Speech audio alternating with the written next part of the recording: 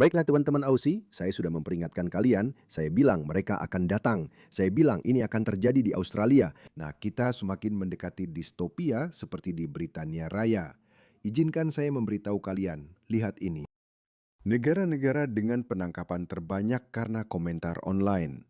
Britania Raya berada di depan Cina, Rusia jika digabungkan. Dan lihat, Australia tidak ada di situ. Australia tidak ada di sini. Kita harus bangga dengan itu. Dan itu belum semuanya. Masih ada lagi. Lihat ini. Bagaimana angkanya terus naik dan naik dan naik. Jumlah penangkapan yang dilakukan berdasarkan pasal 127 Undang-Undang Komunikasi 2003 dan pasal 1 Undang-Undang Komunikasi Jahat 1988 Kepolisian di Inggris dan Wales. 12.000 penangkapan tahun lalu di Britania Raya karena pesan online yang menyinggung, palsu, atau mengancam. Oke, ini akan datang. Dan ini akan dimulai di Victoria, negara bagian saya. Dengarkan premier terburuk dalam sejarah Victoria, Jacinta Allen, yang dan saya tidak hanya mengatakan ini karena keren untuk mengatakannya. Dia saat ini sedang menghadapi skandal besar korupsi pemerintah. Dengarkan dia. Pemerintah Victoria sedang memperkenalkan undang-undang baru untuk memaksa perusahaan media sosial mengungkap identitas pengguna anonim yang dituduh melakukan ujaran kebencian daring. Reformasi ini akan memberikan wewenang baru kepada VCAT untuk memerintahkan platform mengidentifikasi akun-akun yang menargetkan orang berdasarkan ras, agama atau orientasi seksual mereka. Pemerintah Allen juga akan menghapus hambatan hukum yang mencegah keluarga menuntut perusahaan media sosial dan AI atas dugaan gangguan psikiatris yang dialami anak-anak. Reformasi yang lebih luas untuk korban dewasa juga sedang dipertimbangkan. Ini penting karena kata-kata itu penting dan terlalu sering kata-kata bisa digunakan sebagai senjata untuk menyebarkan terlalu banyak kebencian secara online. Dan terlalu banyak dari itu yang disembunyikan oleh anonimitas online. Bagaimana dengan mereka yang mengatakannya secara terbuka? Kalian tahu, bukan sifat saya untuk memposisikan diri sebagai korban karena saya benci itu. Saya bukan tipe orang yang berkata, saya takut, tolong selamatkan saya. Saya bukan orang seperti itu. Itu memang bukan sifat saya. Saya tidak ingin dianggap sebagai korban dari apapun. Oke, saya bukan korban. Tapi sepertinya di dunia ini, hanya orang yang suka menangis saja yang bisa berhasil. Lihat ini. Bagaimana dengan orang ini? Ini terjadi pada tahun 2018. Ini saya sedang mendesak seorang Islamis bernama Uthman Badr dari Hizbut Tahrir, menanyakan kepadanya apa yang akan terjadi pada saya sebagai seorang murtad. Dengarkan ini. Lihat betapa liciknya dia. Apa posisi Islam tentang masalah ini. Jika Anda mau, Anda tahu? Itu menarik. Itu sesuatu. Apa Anda tahu itu apa? Saya bahkan belum membahas homoseksual atau perempuan, budak seks. Sebagai seorang penganut Islam. Ya, itu tidak masalah. Apakah Anda sependapat dengan posisi Islam? sebagai orang Amerika, Anda sependapat dengan posisi Islam. Ya, apa posisi itu? Yang tidak bisa kamu katakan di sini. Ini adalah posisi Islam itu. Mereka berbicara berbeda saat hanya di antara mereka sendiri. Rancangan konstitusi negara khilafah mengatakan hal itu dan terlihat seperti itu. Jika ada seseorang yang lahir sebagai Muslim, lalu memutuskan mereka tidak percaya pada hukum halal, maka mereka akan dianggap murtad dan anda akan berusaha membunuh mereka. Apakah itu rancangan konstitusi negara khilafah anda? Apakah anda setuju mereka akan mencantumkannya? Mereka menuliskannya, teman-teman. Apakah anda ingin membunuh mantan Muslim?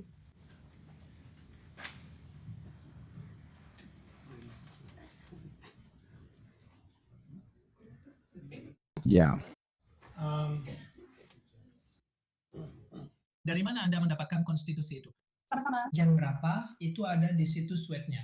Itu terjadi selama setahun di sini di perpustakaan. Itu ada di situs web anda. Sekitar 2 tahun yang lalu, itu ada di sana. Lalu, wow. Itu adalah Di situs web mereka. Dia bilang, nah dari mana kamu mendapatkan konstitusi itu? Itu ada di situs web Anda. Tidak, sekarang sudah tidak ada lagi. Selain itu, mereka menghapusnya. Wah, lihat betapa pintarnya. Lihat ini di Australia omong-omong. Saya tidak memutar video dari Islamis Inggris atau Amerika. Saya memutar video dari organisasi Islamis terbesar di Australia, Hizbut Tahrir, yang sampai sekarang masih belum dilarang. organisasi politik global dan konstitusi mereka ada di banyak situs web. Juga ada di situs web Inggris yang anda miliki. Rancangan konstitusi ini adalah rancangan konstitusi untuk khilafah. Dan kami sudah cukup jelas bahwa kami bekerja sama dengan khilafah di dunia muslim. Dan konstitusi ini didasarkan pada sumber-sumber Islam. Dan semuanya mencakup berbagai aspek dunia Islam dan hukum di Australia. Hukum murtad dalam Islam itu jelas. Sekali lagi, itu salah satu hal yang tidak disukai Barat, dan karena itu mereka berusaha mengubah hukum tentang murtad dalam Islam. Jelas bahwa orang yang murtad memang dikenai hukuman mati, dan saya tidak akan menghindar dari hal itu. Saya tidak yakin apakah saya mengatakan hal itu, saya benar. Jangan ragu untuk mengatakan itu. Dia sebenarnya menghindar ketika saya menghadapinya. Tapi saya takut, Justin Tyler. Tolong, orang-orang ini ingin membunuh saya. Ini membuat saya sangat cemas dan tertekan. Inilah yang dikatakan oleh orang-orang Muslim ini, ya. Seseorang berkata, Muhammad adalah file PDF. Islam adalah ideologi barbar dari abad pertengahan. Itu yang mereka katakan. Ini adalah Islamofobia. Saya takut. Tolong tangkap mereka. Keluarkan mereka dari sini, tolong. Itu yang mereka katakan, ya. Jadi mari kita balikan keadaannya. Mari kita lakukan itu. Saya takut. Saya benar-benar takut. Sebenarnya saya memang takut. Kamu tahu, saya tidak pernah mengumumkan lokasi saya. Saya harus menyembunyikan alamat saya. Itu membuat saya cemas dan tertekan. Saya khawatir dengan keselamatan saya. Jadi, Jacinta Allen, apakah kamu akan menangkap semua orang Muslim ini? Yang secara terbuka dan dengan sombong mengatakan bahwa mereka ingin membunuh orang seperti saya. Bagaimana dengan itu? Ini dia. Karena kau tahu, mereka pikir kaum Islamofoblah yang menyebarkan kebencian. Ini adalah bagian dari najisme, dan ada alasannya. Bukan ini, aku yang mengubah kekuatannya. Ini aku mengubah videonya menjadi Nazi putih. Dengarkan ini. Para pembela Muslim arus utama menyerukan pemenggalan kepala di depan umum terhadap jutaan mantan Muslim. Tidak ada yang peduli.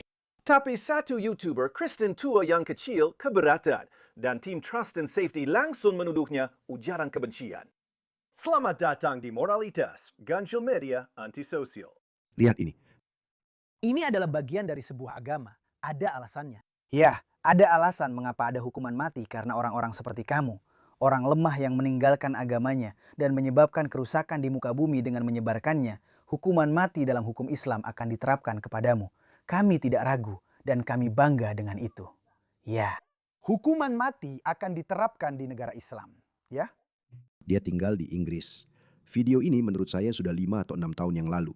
Ada banyak video dari orang-orang seperti ini yang mengatakan hal-hal seperti ini. Hal-hal tentang orang-orang seperti saya. Bagaimana dengan hak-hak kami, Justin Taylor Allen? Kenapa rekan-rekanmu di Inggris belum menghentikan orang-orang seperti Muhammad Hijab atau Ali Dawa? Dan sejauh ini, daftar ini belum lengkap. Oke, ada begitu banyak orang seperti ini. Lihat saja ini, sampai sekarang, ini selama ini cuma sepihak. Ya, selalu saja Muslim yang mengaku jadi korban sepanjang waktu. Padahal justru kita yang terbunuh dalam serangan teroris Islamis.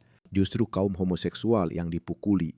Lihat saja apa yang baru-baru ini terjadi di Jerman. Dan omong-omong, itu juga terjadi di Sydney awal tahun ini, di mana Muslim di Sydney menyerang kaum homoseksual. Lihat saja apa yang terjadi di Sydney awal tahun ini. Oke, saya tidak akan memutar videonya dengan suara karena ada banyak kata-kata kasar di dalamnya. Tapi ternyata Muslim memancing pria gay muda melalui aplikasi gay, Grindr. Memancing mereka, lalu mereka memukuli dan mengambil uang dari mereka. Dan itu baru saja terjadi di Jerman baru-baru ini. Baru-baru ini, Muslim di Jerman melakukan hal yang sama. Mereka memancing pria homoseksual untuk berkencan. Dan kemudian ya mereka akan memukuli mereka dan mencoba meluruskan mereka, kamu tahu. Tapi tidak pernah ada tindakan yang diambil terhadap mereka. Kita tahu kenapa mereka melakukan itu. Kenapa mereka berperilaku seperti itu. Karena mereka hanya memaksakan nilai-nilai Islam. Jadi di Taiwan, apa yang akan kamu lakukan tentang semua Muslim ini? Tidak akan melakukan apa-apa. Mereka selalu berpura-pura jadi korban. Lihat ini. Wanita ini adalah Muslim paling terkenal di Australia mungkin, istri Walid Ali yang juga terkenal, An Ali. Dengarkan dia. Islamofobia di Australia bukanlah hal baru. Warga Muslim Australia dari generasi saya akan mengatakan bahwa kami telah hidup dengan hal itu hampir sepanjang hidup kami. Yang kami inginkan hanyalah memukuli kaum homoseksual, membunuh para murtad, memberitahu betapa menjijikannya agama kalian. Kami ingin membenci orang-orang kafir. Kami ingin menyerbu ruang kalian dengan burka dan nikab. Dan kami ingin memaksakan nilai-nilai kalian kepada kalian. Kalian semua yang Islamofob itu melawan balik. Kenapa? Kenapa? Kenapa kalian tidak membiarkan kami melakukan apapun yang kami inginkan? Itu saja. Itu saja tuntutan mereka. Mereka adalah korban terbesar, teman-teman. Sekali lagi, seperti yang saya katakan, kitalah yang terus menjadi korban dalam serangan teroris Islam. Saya pernah membuat laporan. Saya baru saja membuat laporan di video saya sebelumnya. 155 orang Australia telah terbunuh di tangan ekstremis Islam dalam serangan teroris Islamis. 20 di Australia, 135 di luar Australia. Tebak berapa banyak Muslim yang telah dibunuh oleh orang-orang Islamofob di Australia? 0. 0. Dan mereka punya keberanian untuk membuat kita meragukan kenyataan. Kau tahu apa? Teruskan saja seperti ini. Teruskan saja seperti ini, Anthony Albanese. Terus saja membela mereka. Betapa memalukan manusia seperti Anthony Albanese. Betapa memalukannya dia. Lihat ini. Ada yang lebih buruk di Britania Raya. Dengar ini. Aku suka permainan ini. Dia seorang sejarawan. Mayoritas Muslim di negara ini sudah berintegrasi dan menyesuaikan diri dengan baik. Dan memang seharusnya begitu. Mereka tidak begitu, tapi kita harus mengatakannya. Kamu tahu, hanya supaya terlihat seimbang. Tapi kenyataannya tidak. Kebanyakan dari mereka tidak begitu. Angka-angka yang akan dia sebutkan, apakah itu mayoritas? Ya, mungkin saja. Tapi hanya sedikit saja. Dirayakan, tapi orang-orang terus bilang, hanya sebagian kecil yang seperti ini. Sebenarnya tidak. Sebagian yang cukup besar dari populasi Muslim di negara ini memiliki pandangan, sikap dan keyakinan yang benar-benar bertentangan dengan peradaban dan budaya kita. Dan ini tidak semakin membaik. Orang-orang dulu bilang, oh ya, tidak semakin membaik. Orang-orang dulu bilang, oh ini hanya Muslim generasi pertama saja. Anak-anak dan cucu mereka akan sangat berbeza. Sebaliknya, justru anak-anak sekarang yang memiliki pandangan jauh lebih radikal dibandingkan orang tua atau kakek nenek mereka. Maksud saya, ada satu survei yang dilakukan oleh Policy Exchange yang menunjukkan hasil yang cukup sulit dipercaya. Sepertiga Muslim muda Inggeris berusia 16 hingga 24 tahun percaya bahawa mantan Muslim harus dihukum mati karena murtad. Ini cukup mengejutkan. Apa ya, berapa itu? 33%. Tapi kamu tidak melihat kelompok advokasi mantan Muslim. Kamu juga tidak melihat bulan kesadaran mantan Muslim. Kami tidak mendapatkan itu semua. Kenapa? Karena kami tidak cukup sering mengeluh seperti orang-orang ini. Kami yang diserang dan dibunuh, tapi mereka yang dianggap korban. Apa-apaan ini? Rasanya dunia sudah terbalik. Mereka adalah orang yang selalu memposisikan diri sebagai korban. Selalu mengeluh. Tapi justru merekalah pelaku terbesar. Mayoritas Muslim Inggris percaya bahawa homoseksualitas seharusnya ilegal. Ya, saya pikir 51% itu hasil survei terakhir.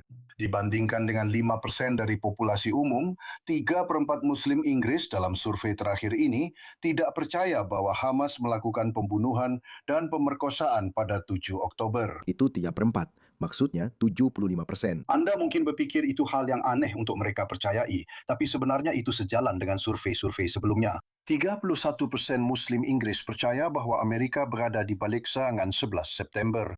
7% percaya itu dilakukan oleh Yahudi. Hanya 4% yang percaya itu dilakukan oleh Al-Qaeda, yang tentu saja kita tahu.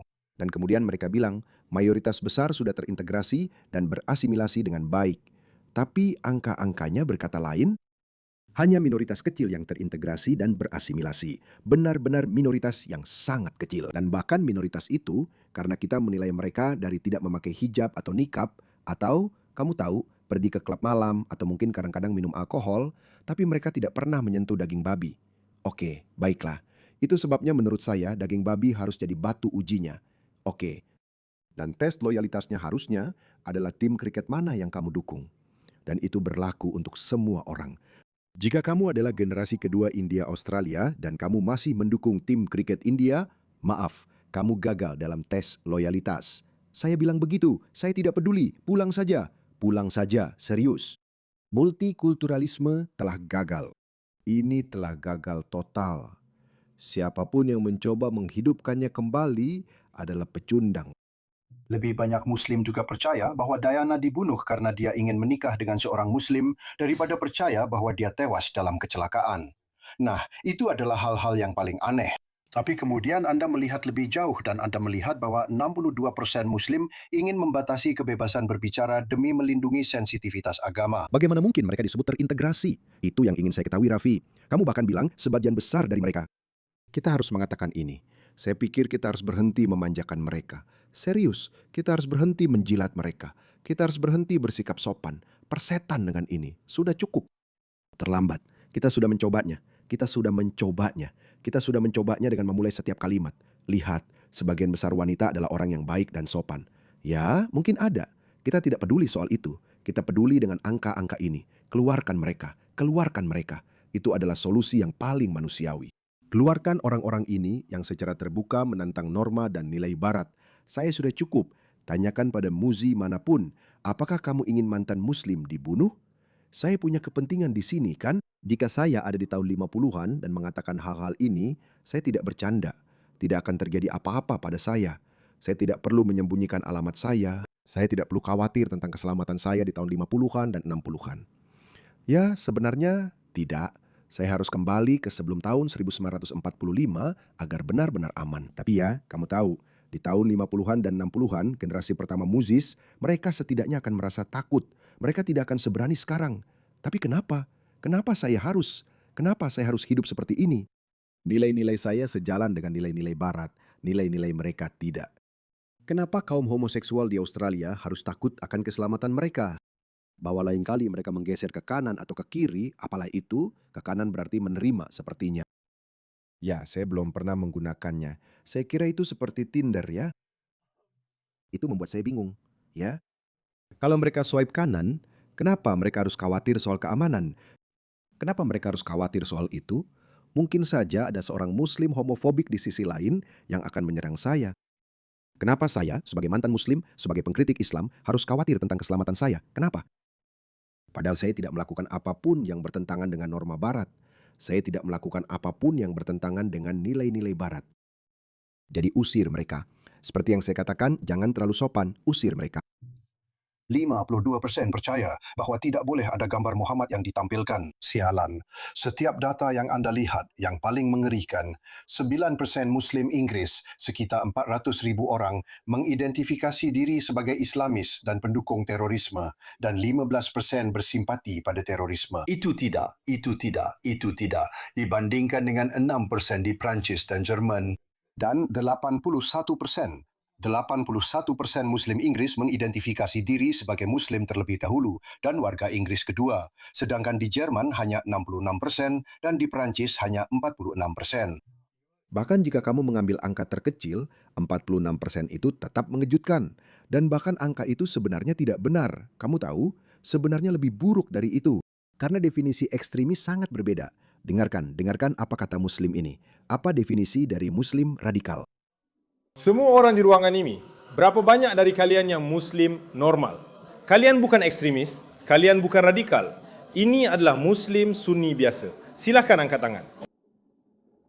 Semua orang, Masya Allah, Subhanallah. Okey, turunkan tangan kalian lagi. Berapa banyak dari kalian yang setuju dengan itu? Hukuman-hukuman yang dijelaskan dalam Al-Quran dan Sunnah, apakah itu hukuman mati, apakah itu rajam untuk perzinahan, apapun itu, jika itu berasal dari Allah dan Rasulnya, maka itulah hukuman terbaik yang mungkin ada untuk umat manusia. Dan itulah yang seharusnya kita terapkan di dunia ini. Siapa yang setuju dengan itu? Semua orang. Allahu Akbar. Apakah kalian semua ekstremis radikal? Tidak ya. Subhanallah. Jadi kalian semua mengatakan bahwa kalian adalah Muslim biasa. Kalian semua pergi ke masjid yang berbeda di Norwegia? Atau apakah kalian seperti golongan tertentu, seperti golongan Islam Net atau semacamnya? Apakah kalian seperti itu? Silakan angkat tangan. Jika kalian merasa termasuk golongan Islam ekstrim atau semacam itu. Tidak. Allahu Akbar. Berapa banyak dari kalian yang hanya pergi ke masjid-masjid biasa di Norwegia, masjid-masjid Sunni biasa? Silakan angkat tangan. Semua orang. Allahu Akbar. Allah. Jadi, apa yang akan dikatakan pada politisi sekarang? Apa yang akan dikatakan media sekarang? Bahawa kita semua ekstremis, kita semua radikal, kita semua harus dideportasi dari negara ini? Subhanallah ya. Allahu Akbar. Takbir. Allahu Akbar. Lihat itu. Teman-teman, mereka semua radikal. Mereka semua ekstremis radikal. Dan dia berkata, apa yang akan kamu lakukan? Mendeportasi kami semua? Ya, itulah yang kita butuhkan. Mungkin hanya 2 atau 3% saja yang tidak. Mungkin mereka akan mengorbankan agamanya demi tetap tinggal di negara ini. Tapi kita perlu membersihkan seluruh dunia barat. Mereka harus pergi. Mereka harus pergi. Tapi untuk kembali ke awal, kembali ke apa yang dikatakan Jacinta Allen, siapa Perdana Menteri terburuk, siapa Premier terburuk dalam sejarah Victoria? Menurut saya dia sebenarnya adalah Premier terburuk dalam sejarah Australia atau di negara bagian manapun menurut saya. Dia bukan hanya penjilat kaum Islamis, dia juga telah memberikan jutaan dolar kepada Muslim untuk membangun masjid, tapi tidak memberikan apapun kepada kami mantan Muslim. Kamu tahu, saya akan mulai membandingkan diri saya sendiri. Kita punya jumlah mantan Muslim yang cukup besar di Australia. Kamu tahu, kita juga butuh sesuatu seperti itu. Maksud saya, sepertinya satu-satunya cara untuk berhasil di dunia yang dijalankan oleh para fanatik kiri ini adalah dengan berpura-pura jadi korban. Bukan sifat saya untuk merengek, tapi itu satu-satunya cara untuk maju. Hei, tahu tidak? Kita butuh dana. Kita butuh dana karena orang-orang Muslim ini ingin membunuh kita. Mereka ingin menyakiti kita. Mereka mengatakannya secara terbuka. Kita belum pernah mengatakannya. Saya tidak pernah mengatakan bahwa orang-orang Muslim ini harus dibunuh. Saya tidak pernah mengatakannya. Saya tidak akan pernah mengatakan hal seperti itu. Tapi saya akan bilang, deportasi saja semua orang yang sudah tidak bisa diselamatkan ini. Mereka yang tidak bisa berintegrasi, mereka tidak bisa berasimilasi, mereka memang tidak bisa deportasi.